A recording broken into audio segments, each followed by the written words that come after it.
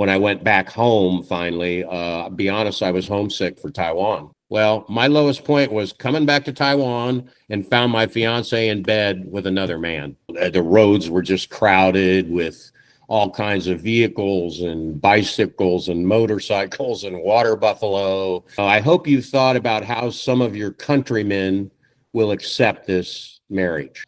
It was a major culture shock because I've never seen anything like that. Because we had a lot of C-130 cargo planes that flew all around Asia. We were all like Alice in Wonderland. We just had been dropped in to a country that we had no idea. Hi, 大家好，欢迎来 Welcome to Taiwan. 今天我们在 online. We have a very special guest. He is right now in the US, and this is the first time having an online interview. And before we go, please don't forget to click that subscription button, like the video, help us share if you can. And if you like the video, you have an option to hype the video, help us hype this video so it can reach more and more people. And thank you. May I ask, what's your name and where are you at this moment in time? I'm T.C. Brown and I'm in Columbus, Ohio, which is, kind of Midwest, considered the Midwest. Okay, in the US, right? Yes, in the U.S. You wrote a book about Made in Taiwan. So let's go back memory lane. When is the first time you came to Taiwan? I got to Taiwan in August of 1968. I had enlisted in the Air Force in March of 68 and went through basic training and then tech school. And then I had about a month of off time. And my first assignment was to Taichung. 1968. That's way back. That time I wasn't born. Tell me about it. Maybe the US at that time, 1968, is already developed country. What surprises you most when you first arrived in Taiwan? Well, growing up, I grew up in Columbus, Ohio, where I am now, and I was pretty naive. I was a kid that really didn't travel much. We traveled around the country a little bit on vacations. So I naively thought that every place pretty much was probably going to be like Columbus. And when we landed in Taiwan and got on the bus and then headed down to Taichung, I think that was about a 3-hour drive. It was a major culture shock because I've never seen anything like that. People, the roads were just crowded with all kinds of vehicles and bicycles and motorcycles and water buffalo. And that's not something you saw in Columbus, Ohio. And you'd see vendors on the sides of the road selling all kinds of exotic to us stuff.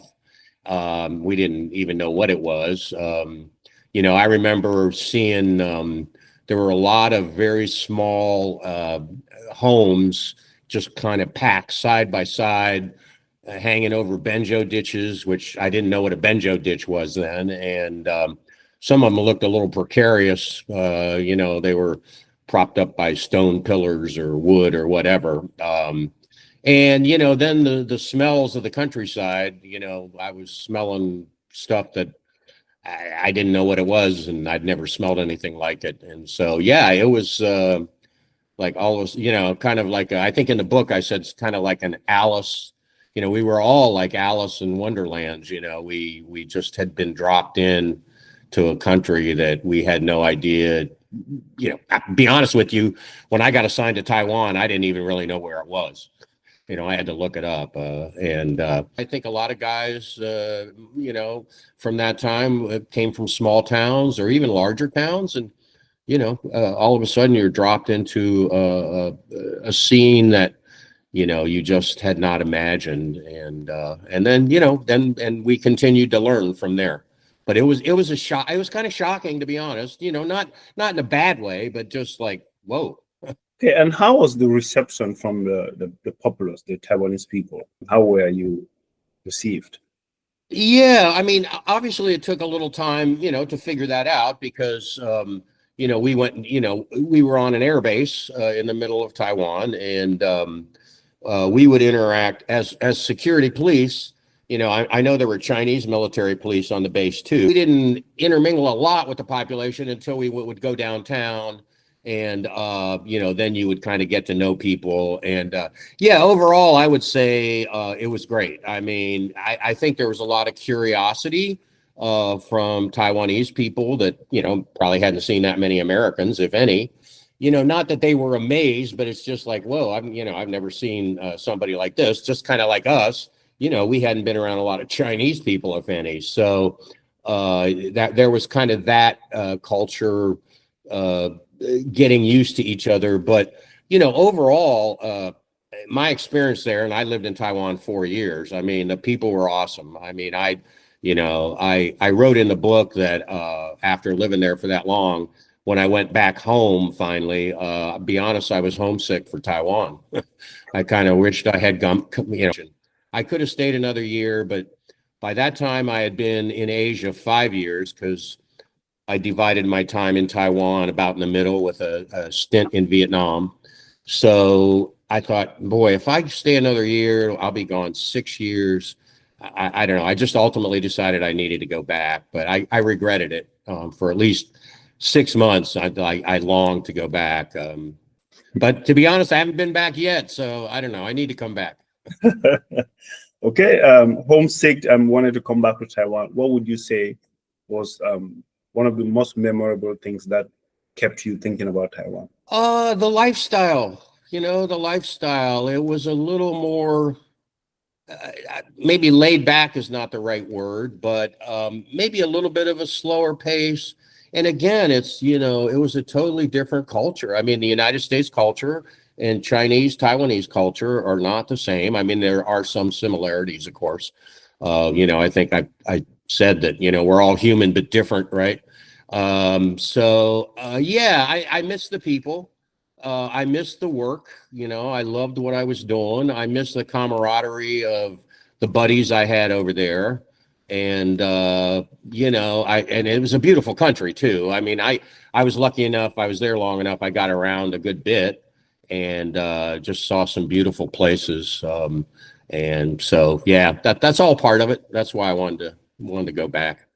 Okay, you mentioned you've traveled around, you've seen some beautiful places. Places like, where have you been to at that time? Oh, well, Taraco Gorge, Sun Moon Lake. One of the most amazing was Mount Alishan. And in those days, you took a train up to a certain point in the mountain, and then you had to hike to the top. And you had to do that all before sunrise, because the idea is to get up there and watch the sun come up above the clouds, above the mountains. And it's just breathtaking. And it's actually breathtaking trying to walk up there and get up there by sunrise too. I'm told now you can drive right to the top. Yeah. That was one of the most beautiful. Yeah, still those places are still popular tourist destinations. Torogo. I'll bet. Yeah, okay. I'll bet. And I guess that time you couldn't speak Mandarin. How were you able to communicate with the local people? A lot of people spoke English, or at least some English. When I worked on base for about 6 months, guarding airplanes, that was, our base was supporting Vietnam, because we had a lot of C-130 cargo planes that flew all around Asia and dropped off people and supplies, flew into Vietnam, all that kind of stuff. So, I didn't mingle a lot at that point, but when I went down on town patrol, where I worked off base, I lived and worked downtown. I worked with Chinese military police and a Chinese local police, foreign affairs police. And so, every day that was our job, working with the populace. I would interact with the police officers, the local police officers. A lot of incidents involved Americans and Chinese. So, you're right. I spoke no Mandarin. One of my main regrets is, I was there 4 years. I could have taken the time to learn it, and I wish I had of. But being young and having other goals, it didn't, some guys did. I mean, there's one guy in particular I can think of, a guy by the name of Danny Lever, and he, that guy could speak fluently. But he made the effort, After 4 years, by the time I left, I could hear a conversation between, in Mandarin, and I could pretty much tell you most of what they said. I understood a lot of the words, but I, didn't speak fluently. Even now, all these years later, sometimes I'll be out on the street and somebody will walk by and I hear them talking Mandarin. I recognize the language right away, but I don't really remember many words anymore. Too many years. Yeah, that's right. Language is usually like that. If you don't practice, you tend to start forgetting Absolutely. the vocabulary. Yeah. During that time, where in Taiwan is your go-to? Like, where do you guys go to have fun or to relax? The Dirty Dozen is where a lot of guys went. The Dirty Dozen was a strip of bars on Wuchan Lu. I think it more than a dozen. I don't know how it got to be that name, but there were more than a dozen bars. But yeah, guys, if they went off base, that's where they went 9 times out of 10. I mean, I'm sure there were other places, but going down there, relaxed, drinking, having fun, there was a lot of ladies down there, and these are all young guys, 8,000 miles from home, and young guys will do what young guys do. Have you gotten into any relationship with any Taiwanese lady at that time? I wasn't there that long, and I ended up falling in love, with a woman. I was young, impressionable. She was very sweet and, very pretty, and I was susceptible, and I wanted to get married, and I had to ask my parents' permission. And when I was writing the book, I actually found the letters. I was shocked, but I still had the letter I wrote to my mom and dad when I told them I wanted to get married, and I had their reply. And to say they were shocked is probably an understatement, because I hadn't told them anything. I had not told them I was seeing anybody. They had no clue, and all of a sudden I'm saying, "Hey, I want to get married by the end of the year." And I think I remember in the letter I told him, "You better sit down before you read this." So yeah, and when I got the reply back from my dad, yes, I was correct. They were very shocked, but they were supportive. They wanted me to make some promises, but they said, yeah, they would accept it. But the interesting thing, and it's sad, and it kind of goes on now too, of course. My dad said something along the lines of, I hope you've thought about how some of your countrymen will accept this marriage. Meaning, I'm marrying a woman from another culture, and sadly, that still happens. And did it happen? Your marriage? No. No, it did not happen. So I wanted to get married by the end of 1969, because I was going to be reassigned like early 70 back to the States somewhere. So I knew if I didn't get married while I was there, it was going to be much more difficult for me to go back home and then come back and get her and go through all that process. Mm-hmm. So, there was a real time crunch. And of course, in the military, you don't make a ton of money. So I was trying to save. I volunteered to go to Vietnam, and of course, I got the assignment. Now, unfortunately, when I got back to Taiwan, I found out that my fiance apparently wasn't as true as I thought maybe she was. A friend of mine on town patrol had told me he had seen her hanging around with another guy, and I got, I was suspicious. And a Taiwanese or another American? An American guy with my fiance. And so she thought I was working one night, and I, went up to her apartment late at night and knocked on the door and opened it. And yeah, my eyes didn't like what they saw. He was in there with her, and they were close to being in the act. And that's actually how I start the book. When I was a journalist for a long time. So I've been a writer a long time, but I'd never written a memoir. And it said, if you write a memoir, start at your lowest point. Well, my lowest point was coming back to Taiwan after I just reenlisted in the Air Force and found my fiance in bed with another man. That was pretty low. Wow, yeah, that's pretty low. That's pretty low. Yeah, my apologies. Now I can smile about it. Now I can smile about it. At the time, I wasn't smiling. That's right. Okay, made in Taiwan. Could you explain what made you in Taiwan?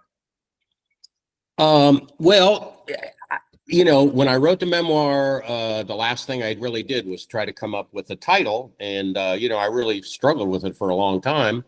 But then it just hit me one day. So I was 18 when I went there. and I was 23 years old when I came back. And, as you know, that's you're going from kid, teenager into adulthood. Yeah, So right. all of that time I was in Taiwan. So all of that, the culture, the friendships, the love, the war, it all made me who I am. So that's how I came with that title. I was made in Taiwan. Yeah, that's right. So during this 4 years period, what has Taiwan taught you that you wouldn't have learned somewhere else? Oh, for sure. Every place isn't like Columbus, Ohio.